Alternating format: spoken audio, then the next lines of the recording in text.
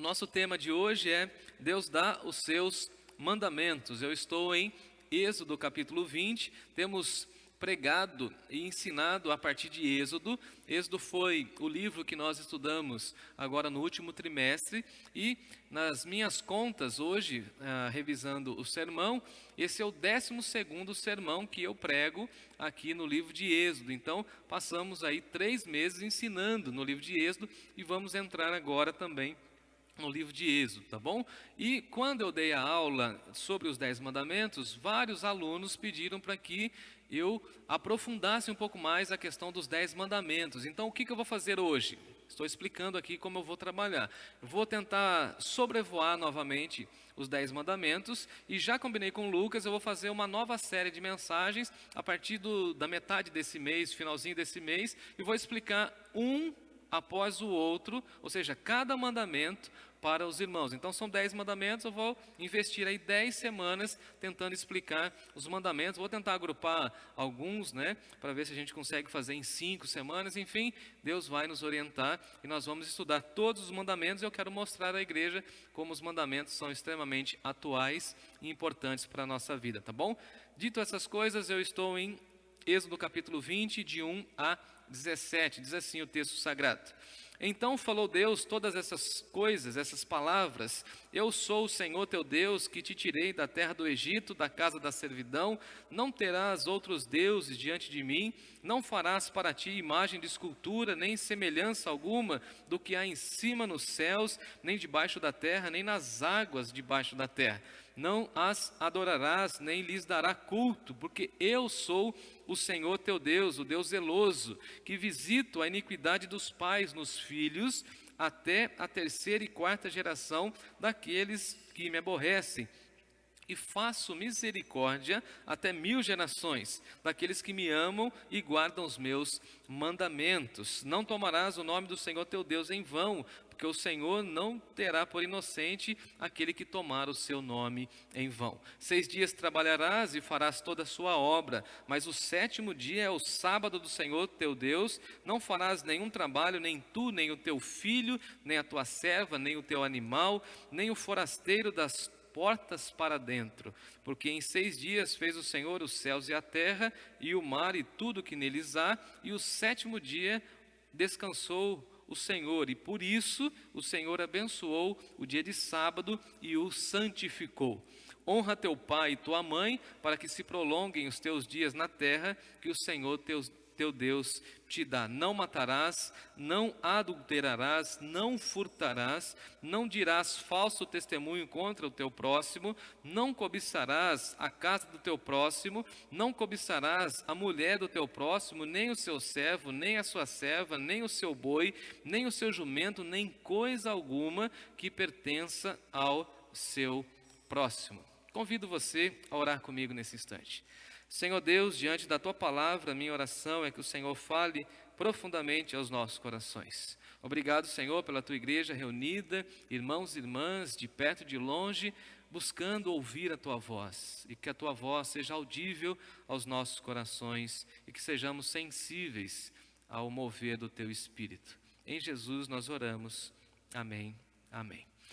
Nós estamos diante de um texto extremamente importante para o povo de Deus, para a história do Antigo Testamento, que é esse momento onde Deus concede, mostra, entrega os 10 mandamentos. O povo está no Sinai, esse local extremamente importante, onde Deus chamou Moisés, e ele está aqui, agora nesse momento, falando com Deus, e agora o próprio Deus vai comunicar, usando por intermédio Moisés, a sua vontade para o seu povo. No capítulo 19, na realidade, como nós já vimos, nós já estudamos, Deus mostra a vocação espiritual do povo de Deus, do povo de Israel, dizendo que esse povo deveria ser propriedade particular, devia ter esse entendimento de que nós somos propriedade particular de Deus, nós somos um reino de sacerdotes, como nós já estudamos, e também nós somos nação santa. O povo, na realidade, quando ouve tudo isso, fala o seguinte: não, nós vamos cumprir, nós seremos essa nação. Eles, na realidade, se comprometem a serem fiéis a Deus, o que é muito bonito, e agora nós estamos contemplando uma realidade onde Deus estava falando com Moisés no Sinai. O povo tinha um limite, o povo não podia ter acesso ou chegar muito próximo aonde Moisés estava falando com Deus, e aqui nós temos essa figura extremamente importante de Moisés como mediador entre Deus e o povo. Na realidade, Moisés já apontando para a figura messiânica, como de fato nós temos a Jesus como nosso único mediador entre Deus e os homens. E nós veremos isso na semana que vem, a partir do versículo 18, 19 em diante, que é a sequência aqui do texto que nós estamos estudando hoje, dos 10 mandamentos. Então nós temos essa figura extremamente importante do mediador. Deus fala com Moisés, Moisés leva o seu recado ao povo, e nós temos no Novo Testamento Jesus. Moisés aqui já estava prefigurando, já é uma sombra, um sinal, uma indicação de Deus de que ele usaria um mediador para ter contato com o seu povo. Então isso é muito maravilhoso. E todas as vezes que nós ouvimos falar a respeito dos 10 mandamentos, os teólogos usam uma expressão chamada decálogo. Certamente você já deve ter ouvido, está aí nos dicionários, né? Decálogo é uma expressão que vem do grego, na realidade é uma junção de duas expressões, né? Deca e logos, decálogo, deca e logos. Deca significa 10 e logos palavras, então os 10 mandamentos. Então decálogo vai falar para nós dos 10 mandamentos. Então se em algum momento eu falar o decálogo de Deus, eu estou falando dos 10 mandamentos, porque são sinônimos, tá bom? Agora, estudar os 10 mandamentos, amados irmãos, revela exatamente o que está no cerne da rebelião humana, porque na realidade nós não gostamos de ouvir Deus dizendo aquilo que Ele deseja para nós, e é isso que está em xeque aqui, porque veja bem, Deus está mostrando a sua vontade, e lá em Adão, quando ele deixa claro a sua vontade, Adão se rebela contra a vontade de Deus, porque basicamente essa concepção da rebeldia, do pecado em nós, nos leva a refutar aquilo que Deus deseja para nós. Então, por que as pessoas não gostam dos 10 mandamentos? Até muitas pessoas sabem de cor e salteado, conhecem os 10 mandamentos, citam os 10 mandamentos, mas rechaçam os 10 mandamentos ou desprezam os 10 mandamentos, porque pensam, erroneamente, inclusive, que os 10 mandamentos são leis de Deus, orientações de Deus, mandamentos de Deus para aprisionar o povo, para aprisionar as pessoas.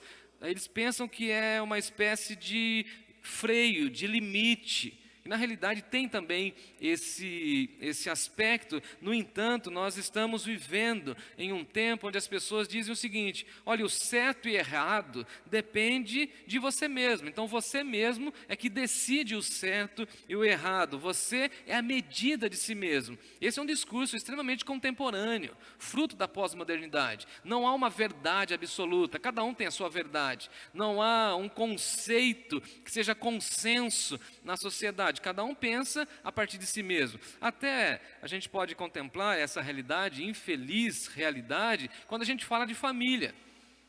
E aí vem essas novas configurações, esses novos arranjos familiares, e eles acham que tudo isso é normal, mas há um padrão. E aí então, quem colocou esse padrão foi Deus, e aí o nome de Deus é questionado na pós-modernidade, e eles vão dizer o seguinte: não, o que nós entendemos como família é isso e vamos seguir. Então, o que é certo e errado, segundo o homem moderno, contemporâneo, é aquilo que está em seu coração. E aí vem a palavra do Senhor e vai dizer para nós que na realidade o modelo de instrução espiritual e o modelo de instrução espiritual da nossa moralidade está na palavra de Deus. Então nós não podemos ficar ouvindo o nosso ímpeto, nós não podemos ficar ouvindo a nossa consciência, ou como as pessoas dizem, nós não podemos ser guiados pelo nosso coração, até porque o nosso coração é extremamente enganoso, mas nós precisamos ser guiados pelos mandamentos de Deus. Então os 10 mandamentos, eles são extremamente claros e definitivos, são padrões absolutos de Deus para a nossa vida, e na realidade eles servem sim de fundamento para tudo aquilo que a gente vai realizar em nossa existência. Basicamente, os 10 mandamentos se transformam para nós nesse código moral, nesse código espiritual, onde nós buscamos entender a vontade de Deus. Então, o modo como nós nos relacionamos com essa instrução de Deus,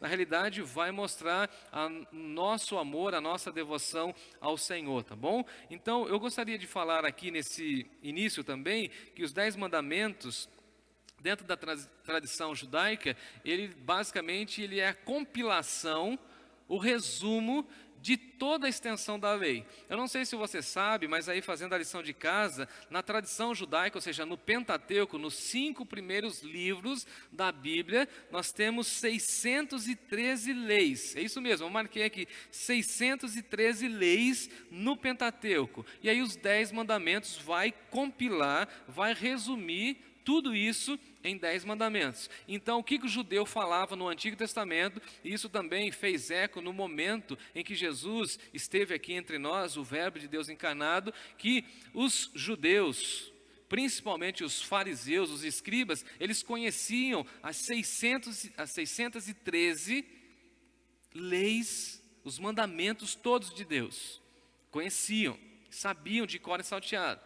E aí o que o texto vai mostrar para nós é que nós podemos entender que todas essas leis, esses mandamentos estão compilados nos 10 mandamentos. Vale lembrar que os 10 mandamentos, inclusive, formam a base do discurso de Jesus no Sermão da Montanha. E Jesus vai citar por várias vezes essas leis, esses mandamentos no Sermão da Montanha. Jesus, inclusive, compilou todos os 10 mandamentos, e na realidade toda a lei, ou seja, 613 leis, dizendo o seguinte: amarás, pois, o Senhor teu Deus de todo o teu coração, de toda a tua alma, de todo o teu entendimento e de toda a tua força. Amarás o teu próximo como a ti mesmo. E é claro que nós, cristãos, entendemos que Jesus é a máxima revelação de Deus. E Jesus é para nós a chave hermenêutica para nós entendermos e interpretarmos o Antigo Testamento. Jesus é a pessoa mais importante para nós. Então, é o máximo da revelação de Deus. Então, o que nós precisamos entender? Precisamos olhar o Antigo Testamento à luz do cristianismo, à luz da ótica do Senhor Jesus, inclusive toda a lei.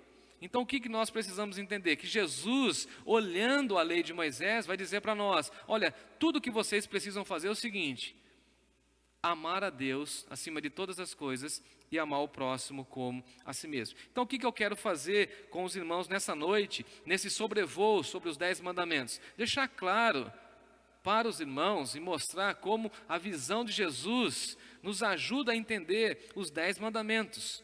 Deus permitindo, nós vamos aprofundar em cada mandamento. Eu vou tentar explicar aos irmãos e às irmãs o que cada um diz nos seus pormenores. Mas hoje eu quero dividir o texto em 2 partes para a gente entender um pouquinho todo esse contexto. Mas antes disso, a gente precisa dar uma olhada no verso 1 e 2, porque na realidade o verso 1 e 2 vai se tornar para nós um prelúdio, um preâmbulo para o início dos 10 mandamentos. Eles fazem basicamente o verso 1 e 2 uma espécie de uma linda introdução aos 10 mandamentos, que vão mostrar para nós a graça de Deus, a intervenção de Deus, como Deus revela o seu caráter e também Deus revela a sua vontade para o seu povo. Isso aqui é importante. Só um parênteses: sempre que Deus revela o seu caráter, Ele revela a sua vontade para o seu povo. Então Deus se revela de uma maneira total.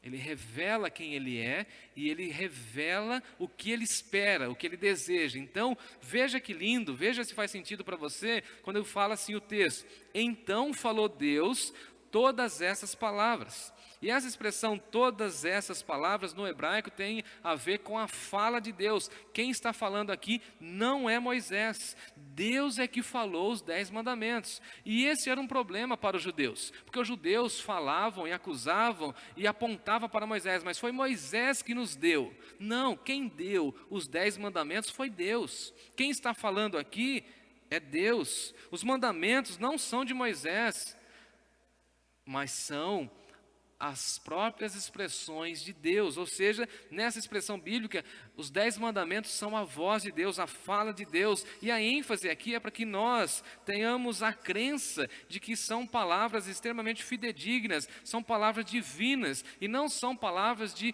elucubrações humanas da mente inteligente de Moisés.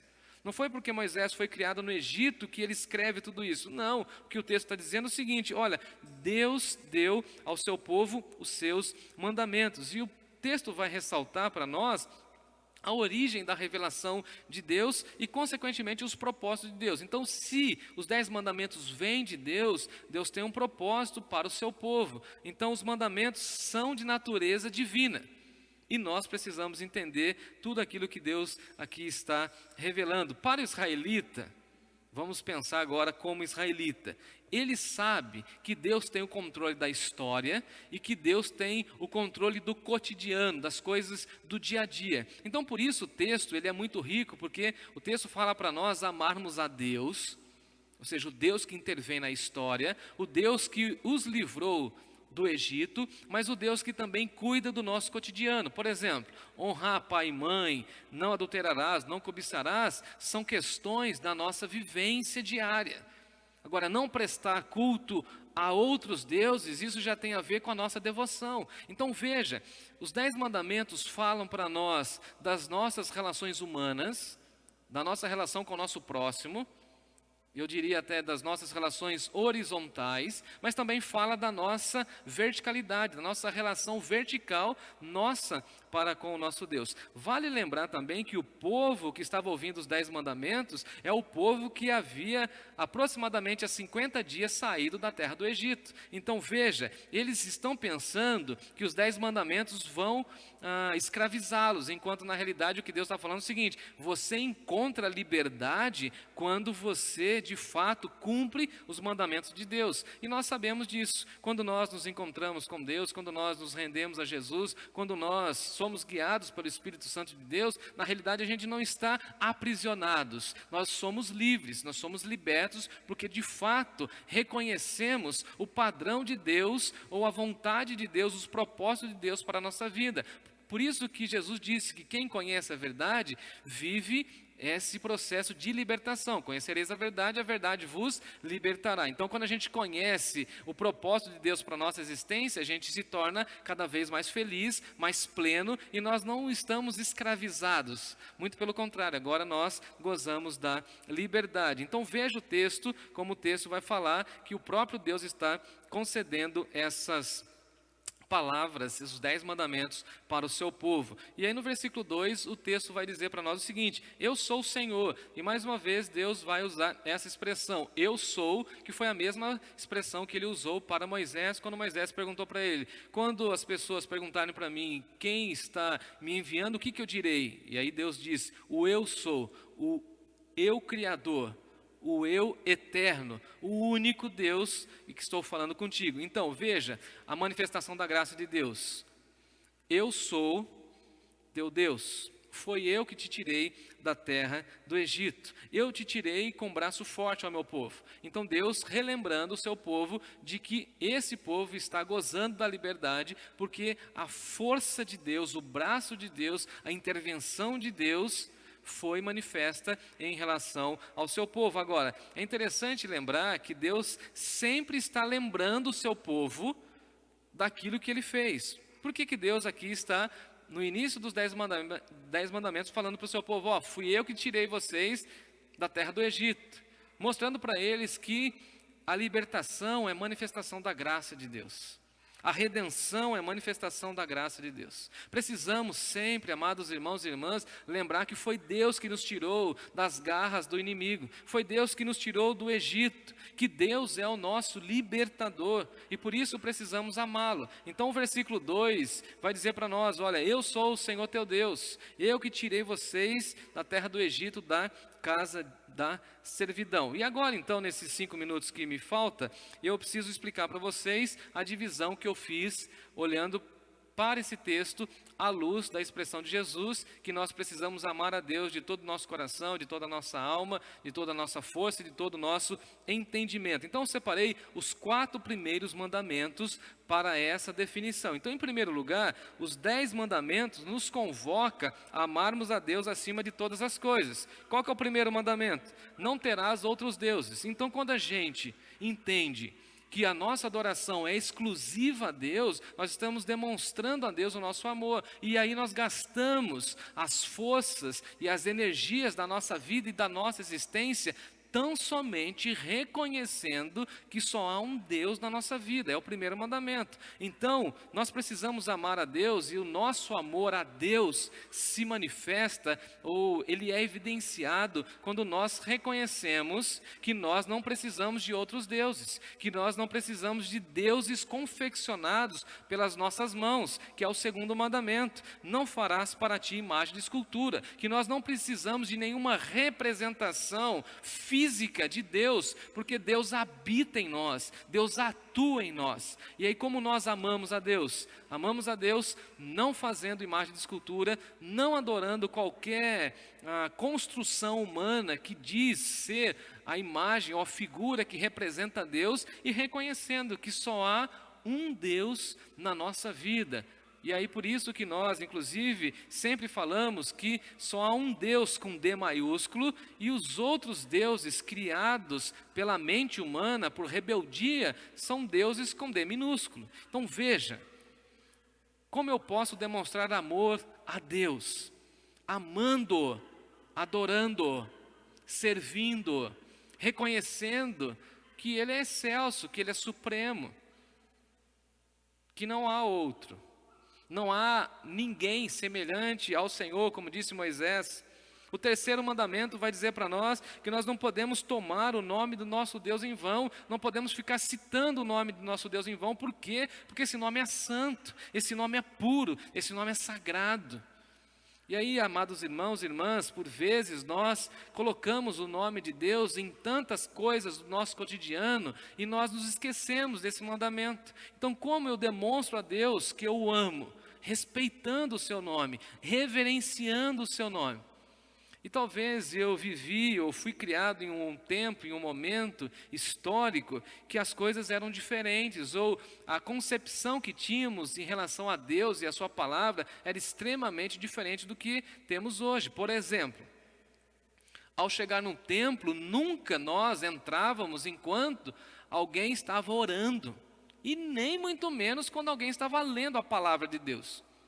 Nós tínhamos o respeito, aprendemos a ter reverência, porque esse nome é sagrado. Quando fazíamos qualquer tipo de colocação, ainda com criança ou adolescente, até de uma maneira muito ingênua, eu diria, em alguma brincadeira, alguma piada, e colocávamos o nome de Deus, se tivesse alguém perto de nós, alguém nos repreendia. Que história é essa? O nome de Deus é santo, é sagrado.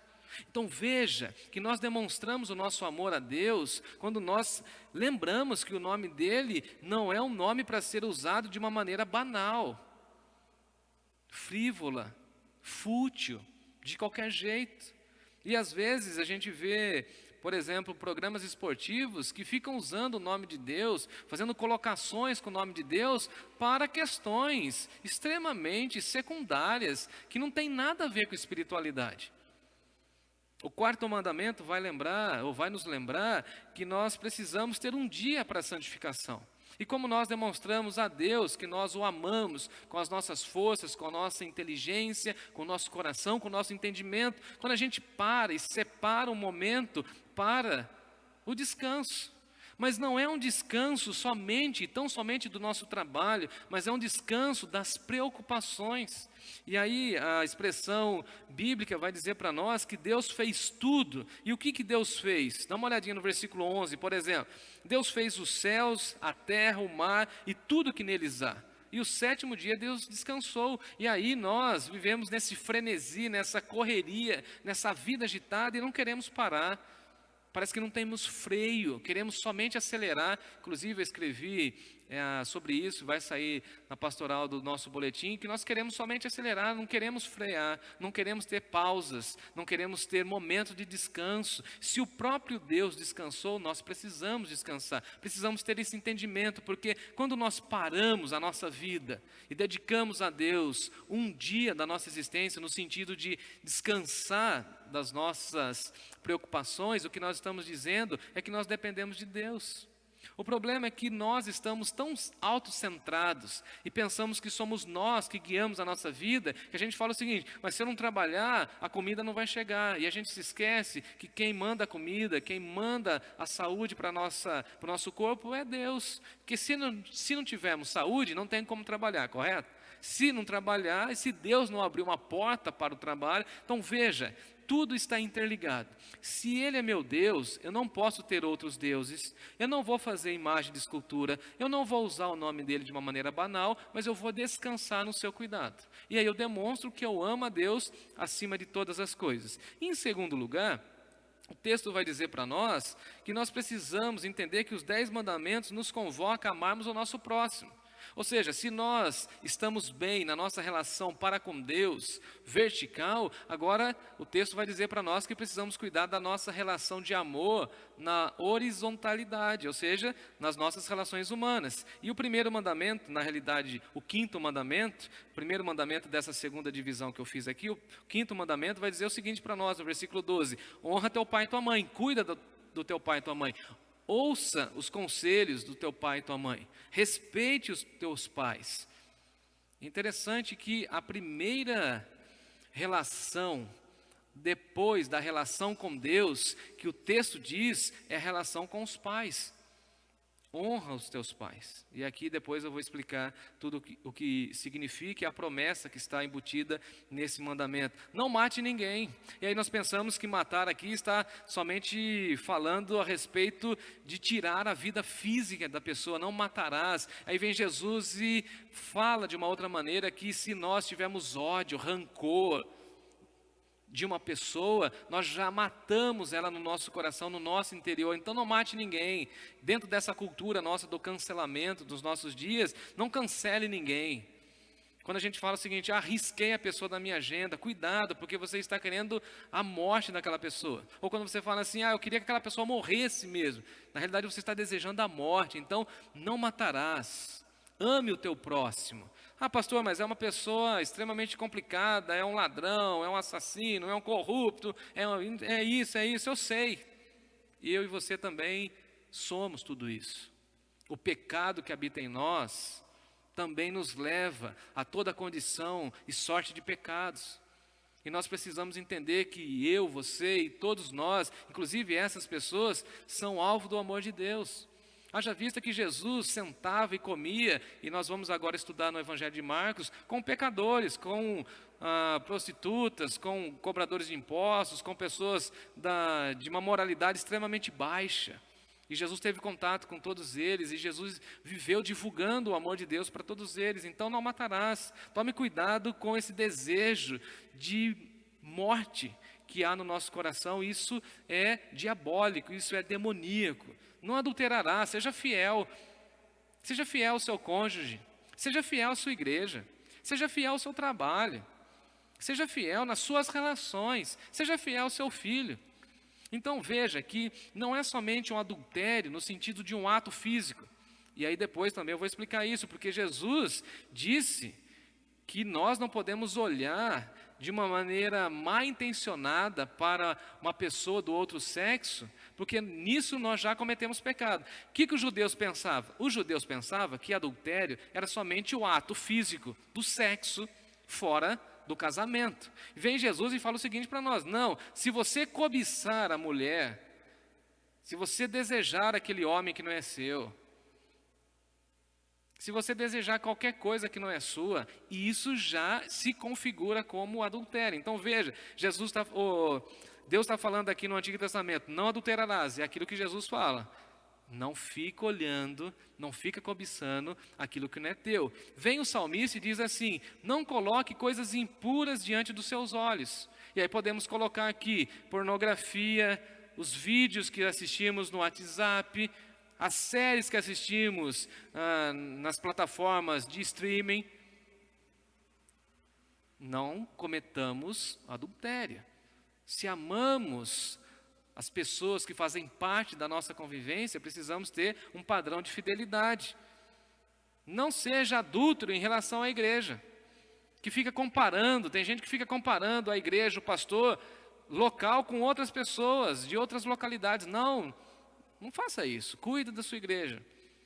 Não furte, não roube, não pegue nada que é seu. É interessante que Paulo vai dizer o seguinte: aquele que furtava, depois que ele se converte, não furte mais, antes trabalhe, use as suas mãos para coisas importantes, espirituais. Não precisa furtar, você não precisa pegar aquilo que não é seu. Deus vai cuidar de você. Então veja, quando nós colocamos Deus em primeiro lugar, nós amamos a Ele, e essa dependência que temos dEle nos leva a amar o próximo. Porque se eu amo o próximo, como que eu vou tirar dele para que eu tenha mais? Então é muito egoísmo da minha parte. E aqui o não furtarás envolve tantas coisas que o tempo hoje não nos permite, tá bom? Porque eu quero caminhar para o final. Não dirás falso testemunho. Toma cuidado com a tua língua. Não seja fofoqueiro. Não fique falando mal dos outros. Tome cuidado. Não fique soltando falso testemunho. Se você não tem certeza, não diga. Eu me lembro que eu aprendi isso com a minha mãe. Se você não tem certeza, não fale nada. E aí, brincando, né? Às vezes eu falo isso para o Lucas, né? Falou, tudo que você disser pode ser usado contra você no tribunal, né? Então, toma cuidado com o que você está falando. Toma cuidado das coisas que você escreve. O que eu estou querendo dizer com isso? Que soltar um falso testemunho, às vezes, tem a ver com uma questão mais da sua imaginação. Eu me lembro uma vez que uma pessoa trouxe uma informação e eu fiquei perguntando para ela, mas é verdade, você viu? Não, eu não vi, eu acho que era. Ela achava que tinha visto uma pessoa em determinada circunstância e ela falou assim, mas o carro é igualzinho. Eu falei, mas um carro dessa marca, desse ano, dessa cor, numa cidade grande, tem sei lá quantos mil. Então você viu, é ele. Não tenho certeza. Então se você não tem certeza, então não solta uma informação que vá colocar a credibilidade de uma vida, de uma família em xeque. Então não pode. Se não tem certeza, não solte, porque isso vai ser um falso testemunho. É aquela velha história, você tem como provar? Não, não tem. Então, ou, por exemplo, chegam para mim e falam assim, um exemplo, conjectura agora. Pastor, estão falando que fulano de tal tem um caso extraconjugal, por exemplo. Estão falando, tudo bem. Quem falou? Quem viu? A gente pode pegar todo mundo que está falando aqui lá, confrontar o irmão. Não dá, e aí precisa ver, precisa investigar, então isso é um falso testemunho. E se a gente levanta isso, e a família dessa pessoa sabe, e isso é simplesmente uma fofoca, por exemplo, ou foi uma informação de uma pessoa que teve uma mente muito fértil, e daí, por exemplo, isso é perigoso. Então, veja que os mandamentos, eles preservam as nossas relações humanas. Então, se a gente amar a Deus, a gente vai amar o próximo, e a gente não vai desonrar o nosso pai, a gente não vai matar ninguém, a gente não vai cometer adultério, a gente não vai ficar falando mal da vida alheia, e a gente não vai viver cobiçando, que é o último mandamento, não cobiçarás. E a cobiça tem a ver com inveja, mas é esse desejo de ter aquilo que o outro tem, de viver a vida que o outro vive. Então tome cuidado. Porque às vezes, e eu já cometi esse pecado, às vezes nós estamos, por exemplo, andando no shopping, e aí você passa na vitrine, aí você olha aquela roupa, aquele sapato, aquele, sei lá, aquele fogão, aquela geladeira, aquela TV gigante, pensa aquela televisão grandona assim para você colocar na sua sala, e aí você passa e você cobiça, você vê o preço. Aí você não consegue mais andar no shopping, a não ser andar e passar por ali para ficar cobiçando. Então você está desejando, então tome cuidado, tome cuidado. E aí o texto vai dizer para nós que nós não podemos cobiçar a casa do próximo, a mulher do próximo, o bem do próximo, os animais do próximo, aquilo que pertence ao próximo. Aquilo que pertence ao próximo é dele, Deus deu para ele. Em outras palavras, quando a gente entende que nós devemos amar a Deus e amar o próximo, a gente se contenta com aquilo que nós temos. Eu não tenho tudo o que o meu vizinho tem, por exemplo, eu não tenho. Mas nem por isso eu me sinto inferior, eu devo me sentir inferior ao meu vizinho, porque assim como Deus cuidou dele e abençoou ele com aquilo que ele tem, Deus também tem me abençoado e vai me dar aquilo que eu preciso. Se o Senhor é o meu pastor, eu não terei falta de nada. Então veja, a espiritualidade bíblica nos ensina isso. Então aqui eu preciso fechar, concluir. Deus dá os seus mandamentos para que possamos viver uma vida equilibrada e baseada na sua vontade. Não é um aprisionamento os 10 mandamentos. Na realidade, é uma carta de alforria, é libertação. Deus deseja que nós o amemos acima de todas as coisas. Amemos com toda a nossa força, com o nosso entendimento, com o nosso coração e amemos também o nosso próximo. Que a gente demonstre ao nosso próximo o amor que temos a Deus. Porque senão fica um discurso extremamente hipócrita, falseado. Eu digo que amo a Deus, mas eu não cuido dos meus pais, eu falo mal das pessoas, eu não cuido das pessoas, eu não estendo a mão para quem precisa, eu vivo uma vida de inveja, isso não faz sentido. Então ame a Deus, não crie imagem de escultura, celebre somente a Deus, reconheça que Ele é o único e também ame o próximo, porque o próximo foi criado à imagem e semelhança de Deus. Encerro. Os 10 mandamentos é um chamado para nós amarmos a Deus e obedecermos a Ele. Não seja rebelde, meu irmão, minha irmã. Seja obediente. Ame a Deus e ame ao seu próximo. E Deus abençoe a minha vida, a sua vida e a nossa igreja. Em nome de Jesus. Amém.